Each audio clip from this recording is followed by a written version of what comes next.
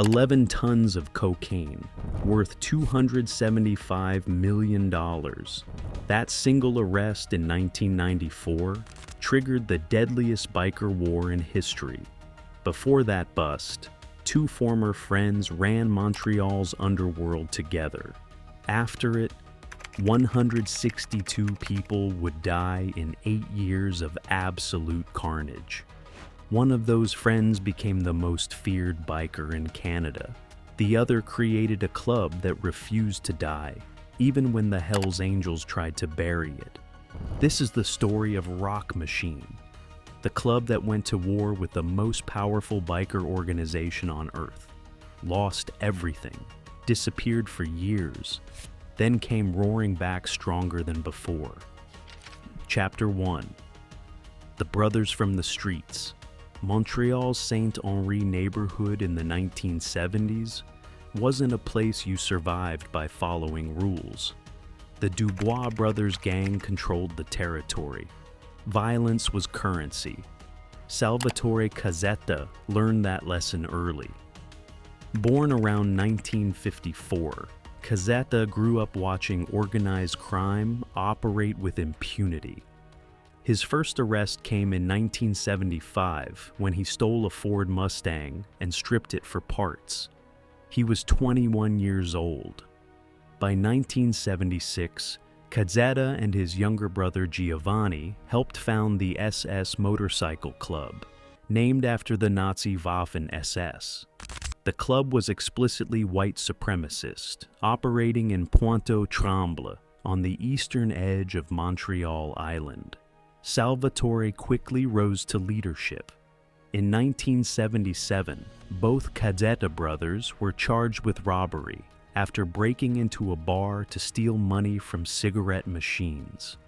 They found only $300. It didn't matter. They were building reputations as men willing to take risks.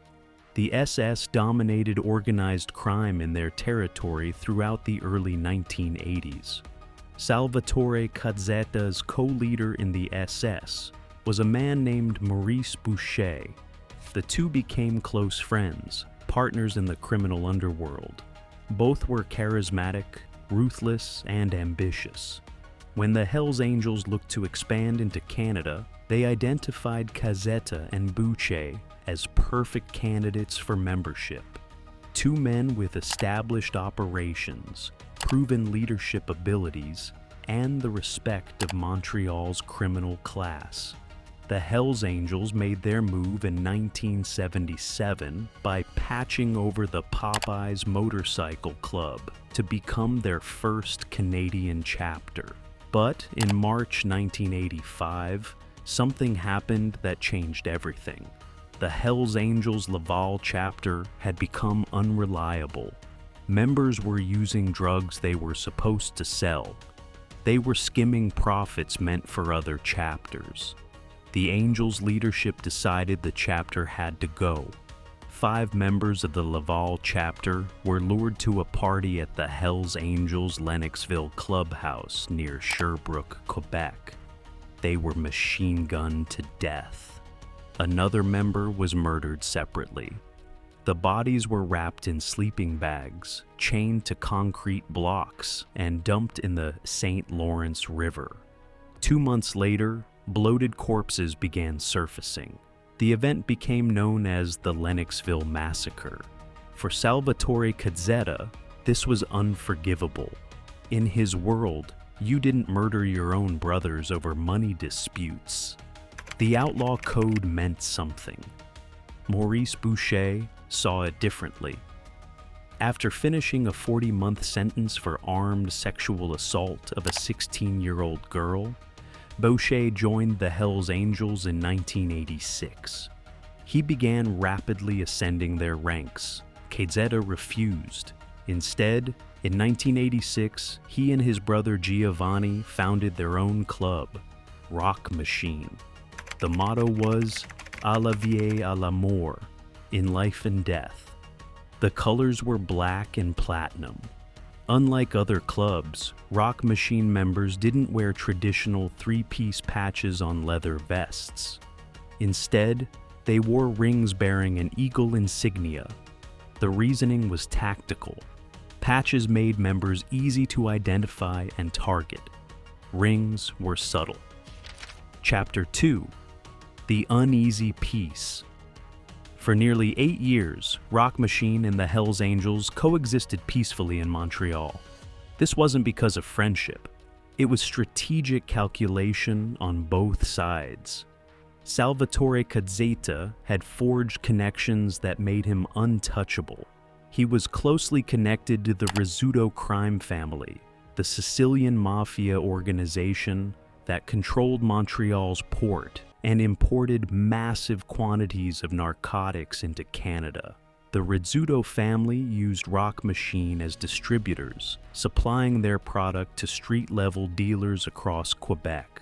Cazzetta also built relationships with South American cocaine cartels, becoming one of Montreal's principal cocaine importers. By the early 1990s, Rock Machine was generating enormous profits. Maurice Boucher, now president of the Hells Angels Montreal chapter, maintained his old respect for Cazzetta. More importantly, Boucher understood that attacking Rock Machine meant potentially going to war with the Rizzuto family. Even the Hells Angels weren't willing to take that risk. But Cazzetta's cocaine empire attracted law enforcement attention. In March 1993, Cazzetta and Rock Machine member Nelson Fernandez traveled to Florida with $660,000 in cash to purchase cocaine from a dealer named Burns. The deal seemed too good to be true. It was. Burns was an undercover DEA agent. On March 21, 1993, Quebec police arrested Rock Machine members attempting to smuggle the cocaine across the Canadian border. Cazzetta and Fernandez escaped back to Canada, but the investigation continued. On May 6, 1994, Salvatore Cazzetta was arrested at a pit bull farm in Fort Erie, Ontario. He'd been on the run for over a year. Federal prosecutors charged him with attempting to import 11 tons, 22,000 pounds, of cocaine valued at $275 million. The Rock Machine founder was gone. Claude Vizina, president of the Quebec City chapter, became national president. Renaud Jompf took over the Montreal chapter. Maurice Boucher saw his opportunity. With his old friend imprisoned, there was no personal loyalty preventing him from expanding Hells Angels' control. The Rizzuto family wouldn't intervene for a club, no longer led by their associate. Boucher issued an ultimatum to every independent drug dealer and biker in Montreal: buy from the Hells Angels or die. Rock Machine refused to bend the knee. War was inevitable. Chapter 3: The Red Zone. July 13th, 1994. 3 Rock Machine members entered a motorcycle shop in downtown Montreal. They shot and killed Pierre Daoust, a member of the Death Riders, a Hells Angels support club. The Quebec biker war had begun. What followed was 8 years of unprecedented violence that turned Montreal into a war zone. The conflict would claim 162 lives, injure over 300 people, result in 84 bombings, 130 cases of arson, and over 100 arrests. Maurice Boucher organized multiple puppet clubs, smaller organizations that pledged loyalty to the Hells Angels, while insulating full-patch members from direct criminal activity. The Rockers and Evil Ones support clubs went to bars and businesses controlled by Rock Machine drug dealers with a simple message: surrender your illegal drug business or face bloodshed. When Rock Machine refused, Boucher's enforcers delivered violence.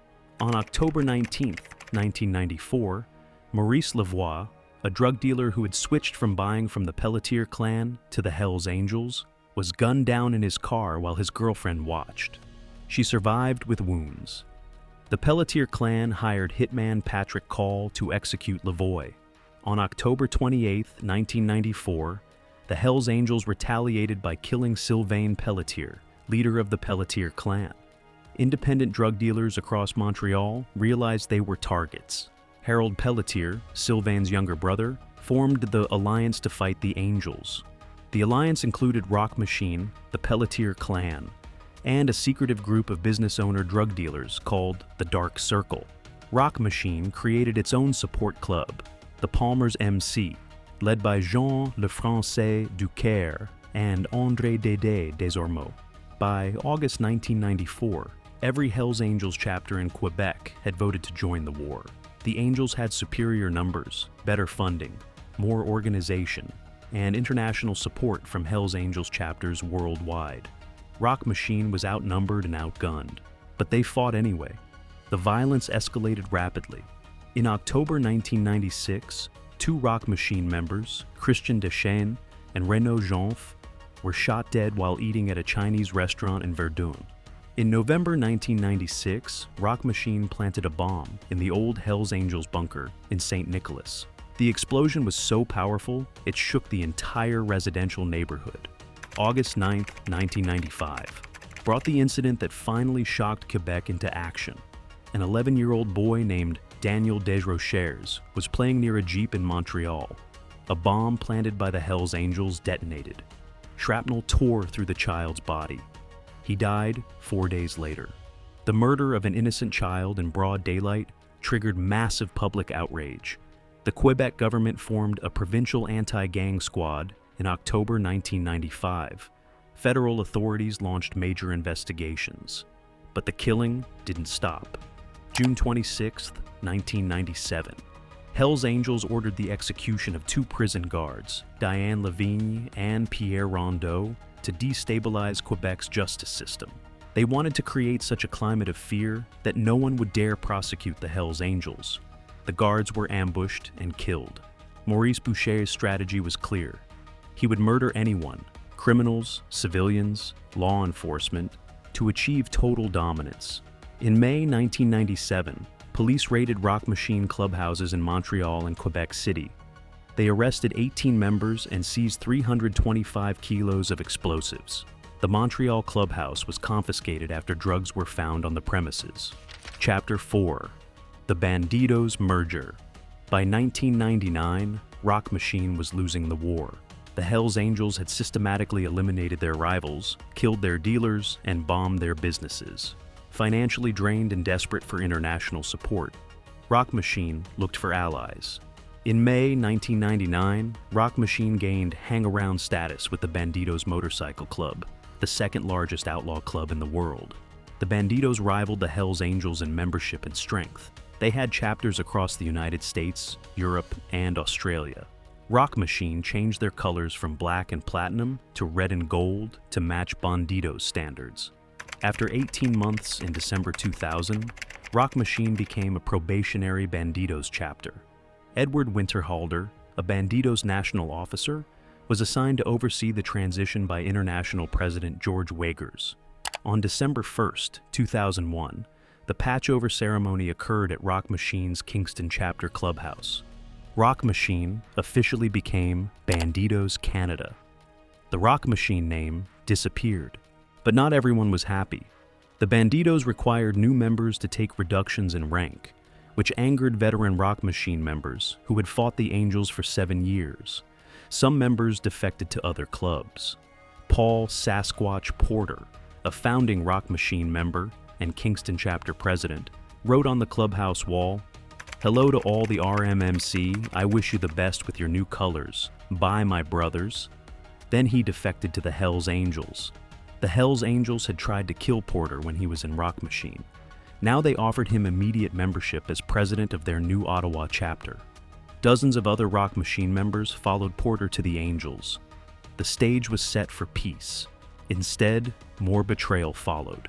In 2002, Maurice Boucher was convicted of 2 counts of first-degree murder for ordering the deaths of the 2 prison guards. He was sentenced to life in prison with no chance of parole for 25 years. That same year, Operation Amigo targeted Bandidos Canada. On June 5, 2002, raids resulted in the arrests of 62 Bandidos members, including all Quebec manpower. For the first time since the war began, both sides had their leaders imprisoned and their organizations crippled. The Quebec Biker War was finally over.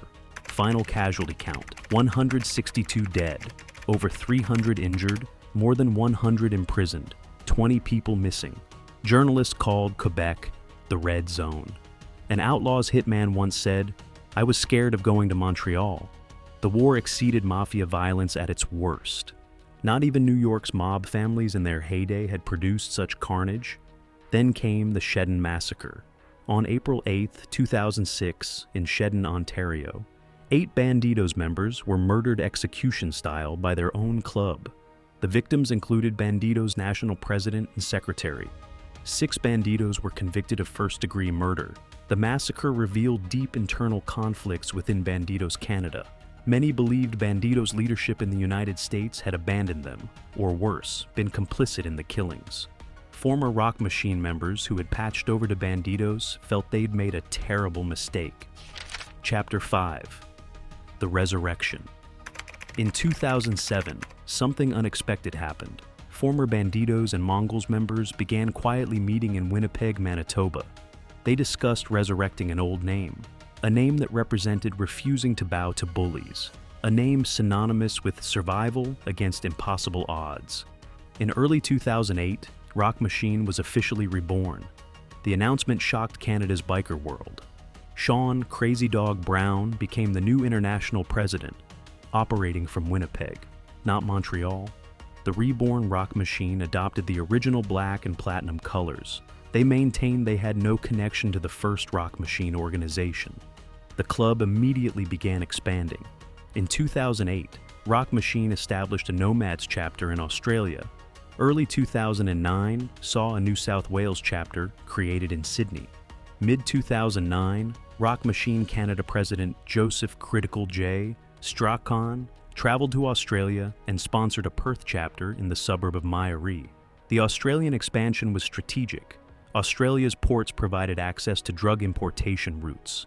The country's outlaw biker scene was lucrative and violent. Rock Machine also expanded rapidly in Canada. By early 2010, they had chapters in Ontario, Manitoba, Alberta, Nova Scotia, New Brunswick, and Quebec. They established chapters in Germany, Indonesia, Sweden, Russia, and Serbia. In January 2009, Rock Machine created a support club in Manitoba called the Vendettas Motorcycle Club to give them additional manpower. An NYAR CMP representative claimed Rock Machine graciously thanked law enforcement for handing them the province after police raids crippled the Hells Angels in Manitoba. The expansion brought immediate conflict. In December 2008, Operation Divide, conducted by Manitoba, police arrested 30 Hells Angels members and their support club, the Zigzag Crew. Rock Machine moved into the power vacuum aggressively. Throughout 2009, clashes between Rock Machine and Hells Angels support clubs escalated. Firebombings, shootings, and assaults occurred weekly. In July 2011, the Vendettas Mother Chapter Clubhouse on Taft Crescent in Winnipeg was riddled with bullets. A 14-year-old innocent bystander was struck but survived. By 2010, Rock Machine had made enemies everywhere. Their rapid expansion threatened established clubs. In Australia, Rock Machine's Perth chapter went to war with the Rebels Motorcycle Club, Australia's largest biker organization with over 70 chapters. On February 12, 2011, Rock Machine members visited the Rebels-owned Pink Duck Bar in Rockingham looking for Rebels members. The manager locked himself in an office to escape. February 25, 2011, police raided Rock Machine's Saint-Henri chapter clubhouse. They seized massive quantities of high-grade explosives, 54 units of Power Gel explosives, and 34 explosive detonators hidden in roof cavities. Authorities stated the explosives had the potential to cause extreme loss of life and could demolish a large building. Australian police accused Rock Machine Canada of providing the explosives, noting the Canadian club's notorious history of using bombs. March 19, 2011. Rebels, WA. President Nick Martin was shot through the elbow outside his Perth home in an assassination attempt. He survived. Police charged a Rock Machine member with the shooting. March 24, 2011. Police launched coordinated raids against both clubs on 9 properties across Australia. They confiscated over a dozen illegal rifles, a military practice mortar, ammunition, and a semi-automatic pistol. The Rock Machine Rebels conflict continues sporadically to this day. Chapter 6: The Untouchable Empire. Today, Rock Machine calls itself the Untouchable Empire. According to their official website, they have established over 120 chapters on 5 continents. 18 chapters exist in Canada across 7 provinces. 9 chapters operate in the United States. 11 chapters are in Australia. Additional chapters are spread across Germany, Russia, Switzerland, Hungary, Belgium, New Zealand, Sweden, Serbia, Norway, France, South Africa, England, Spain, Georgia, Hong Kong, Kosovo, Kuwait, Armenia, Brazil, Indonesia, Thailand, Vietnam, Philippines, and Turkey. Rock Machine maintains they are simply motorcycle enthusiasts who have joined together for brotherhood and love of riding. They claim any crimes committed are the responsibility of individuals, not the club. Law enforcement agencies disagree. The U.S. Department of Justice, Royal Canadian Mounted Police, Australian Federal Police, and Europol all classify Rock Machine as a criminal organization involved in drug trafficking, weapons smuggling, money laundering, and violent crime. The club's website openly advertises their violent history as a badge of honor. Their motto remains "À la vie, à la mort." They wear the double lightning bolt patch from the Waffen SS, not for racial ideology, they claim, but as a symbol of rebellion and connection to their founding members from the SS Motorcycle Club. The patches read 1813, adding up the numbers in R, 18th letter, and M, 13th letter, for Rock Machine. In 2011, the Pagans Motorcycle Club, one of America's Big Four clubs, reached out to Rock Machine. Dozens of pagans traveled to New Brunswick to meet Rock Machine chapters. They wanted to consolidate friendship and probe for possible expansion into Canada. The pagans deeply respected Rock Machine for surviving 8 years of war against the Hells Angels. However, by 2018, Pagans member Andrew Chef Glick revealed they abandoned expansion plans, citing Canada's anti-biker laws and the extreme violence of Canadian Hells Angels. In Canada and Australia, that's where the heaviest 1%ers are, Glick stated in an interview. Meanwhile, Salvatore Cazzetta's story took a final ironic turn. He was imprisoned in Quebec until 1998, then extradited to Florida. In June 1999, he pleaded guilty to narcotics charges and received a 12.5-year sentence. While imprisoned, he was attacked in August 1996 by 6 inmates in a jailhouse contract. He survived. Cazzetta was released on parole in June 2004, having served 2/3 of his sentence. He expressed joy at avoiding a halfway house and declared intentions to move to Ontario, where he was less known. But Cazzetta disapproved of Rock Machine's patchover to the Bandidos. When he was released, his old friend Maurice Boucher was serving life in prison. The biker war was over. Rock Machine no longer existed as an independent entity. So, in 2005, Salvatore Cazzetta joined the Hells Angels, the very organization he'd refused to join 20 years earlier. The club he'd gone to war against, the group responsible for 162 deaths. By 2011, authorities alleged Cazzetta was leading the Hells Angels in Quebec. On June 3, 2009, 600 police officers arrested 46 people in Montreal and the Kanawake Mohawk Reserve. Cazzetta was among those arrested. In November 2015, he was arrested again during massive police raids targeting 47 organized crime figures in Montreal. Maurice Boucher died of throat cancer in prison on July 10, 2022, at age 69. He never left custody. His lifelong ambition to monopolize Quebec's drug trade destroyed hundreds of lives, including his own. Rock Machine's story is unlike any other in outlaw motorcycle club history. Founded in 1986 by men who refused to join the Hells Angels on principle, the club fought the deadliest biker war ever recorded. They lost their founder to prison, lost hundreds of members to death and imprisonment, and watched their organization disappear when they merged with the Bandidos. Most clubs would have died permanently. Rock Machine came back. The 2008 resurrection proved that the club represented something more than colors and patches. It represented an idea that brotherhood could survive annihilation, that loyalty mattered more than winning, that some men would rather die fighting than live booing. Law enforcement sees Rock Machine as an international criminal syndicate involved in serious organized crime. Members see themselves as rebels who live by their own code. The numbers tell one story. Today, Rock Machine continues expanding. New chapters open regularly. Young men seeking brotherhood, rebellion, and belonging join the Black and Platinum family. Conflicts with rival clubs continue in multiple countries. Arrests happen frequently, members die violently, others go to prison. But the club endures, from Canada to the United States to Australia and beyond. Rock Machine rides on. The untouchable empire grows.